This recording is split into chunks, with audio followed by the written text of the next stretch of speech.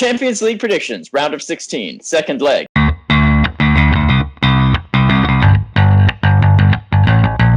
Hello everybody and welcome back to Very Biased Opinions. We finally get some football in the Champions League. We've got to get this round of 16 out of the way before we can move any further with the tournament. So we've got 4 games to bring you on this video. As always, there are timestamps down below so you can jump ahead to certain games if you want to, as well as using the chapters feature on the YouTube video itself. However, do yourself a favour, as we always say, and just watch the whole darn video. Without wasting any more time, let's jump in to the first match. Ronaldo-inspired Juventus hosting Lyon. Thomas, you know I'm going to do it because I haven't been able to do it for a long time. But oh my God, one man shocked the world back earlier on in March when Lyon went all the way over. Well, he didn't go all the way over. Juventus came all the way over to Lyon, and Lyon managed to beat Juventus by 1-0. Unbelievable performance. Smart strategy by Lyon to actually employ some people to do the dirty work for him, but that's exactly what he did. It's going to be a tough ask for Lyon in this one, though, isn't it, really? Juventus are in fine form. They seem to get better, as they always do, as the season goes on, and they ended up winning Serie A with a bit of a canter. They'll be hoping, let's hope that Man United exile Memphis Depay can do the business for Lyon, but I can't see it. I just think Juve are going to be too strong. There might be a young Cristiano Ronaldo in the goals here, and I think Juve will win 3-0. Yeah, Ian, it's really hard to argue anything you said. Lyon did brilliantly in the first leg to win 1-0, but you get the feeling this Juventus side have only gotten better. After that cup final loss to Napoli, it was Napoli, I think, in the cup final, they have been absolutely superb. They've won the league at an absolute jog. Ronaldo ended up, I think he scored like 12 goals now to the end of the season. It's absolutely nuts. He just, like Juve, he just seemed to get better every week, didn't he? Really, really good. And I mean, like, we always make that joke. If you want to win the Champions League, you sign Ronaldo. That's how it works. So I got Juventus to win this. I think they'll win this 3-1. Yeah, they always have these weird games where they have to, like, come back from a deficit in the first leg. Juve. Yeah. Like to make it difficult for themselves. Manchester City versus Real Madrid.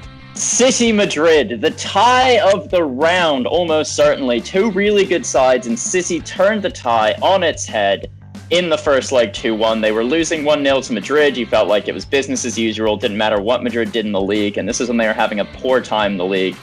They would win the Champions League. And City were brilliant. They were absolutely brilliant. Got 2 goals near the end of the match and just won it. Raheem Sterling was really good.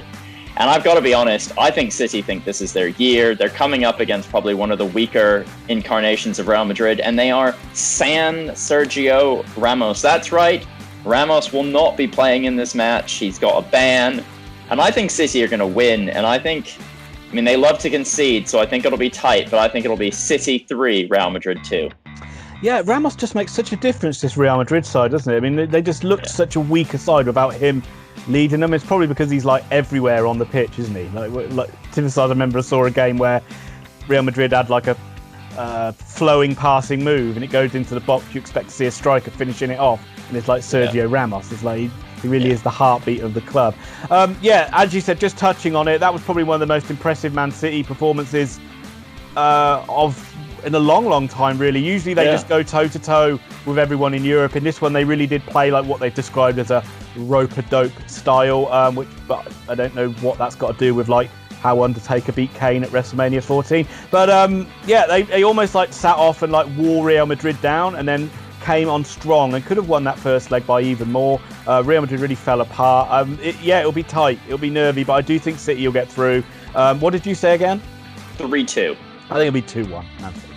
Barcelona versus Napoli. So you would look at this one and you would think that Barcelona are going to be comfortable winners. Napoli have not done too well in Serie A, despite winning against Juventus in the Italian Cup final, which you mentioned. But Barcelona had a poor end to the season as well. They really fell apart from a strong position in Serie A, which opened the door for Real Madrid.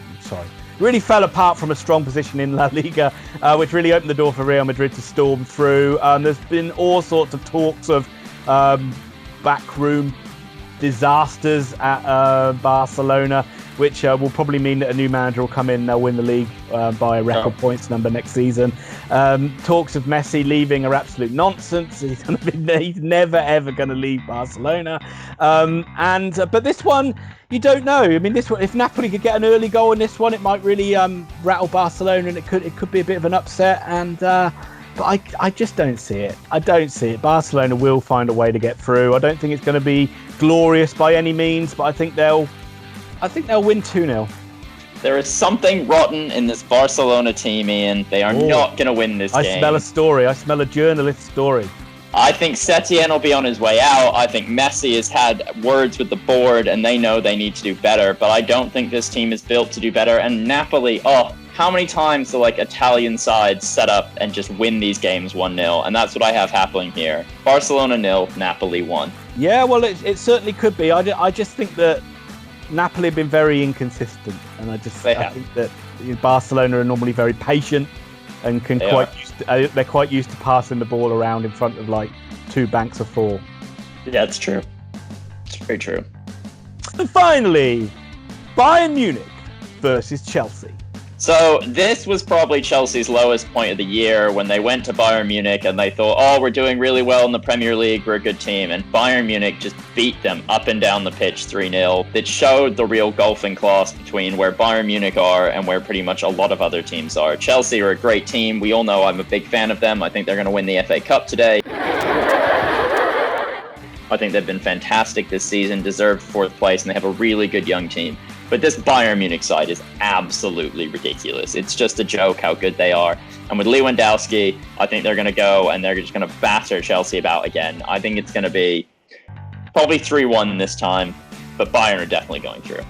Yeah, you could say it was a watershed moment for both sides because Bayern was so good in his first leg. It kind of showed the world and maybe showed to Bayern Munich as well a little bit that we are one of the best sides in Europe again. We are easily one of the top 2 or 3 sides. They've been sensational when we came back from the Bundesliga. I don't think they lost a single match. No. They were so good, so clinical. They fly out of the traps in every single game, just try and kill teams off early. One thing I would say, we did see them go a goal down and come back and win games as well. So they've really answered every question that was thrown at them.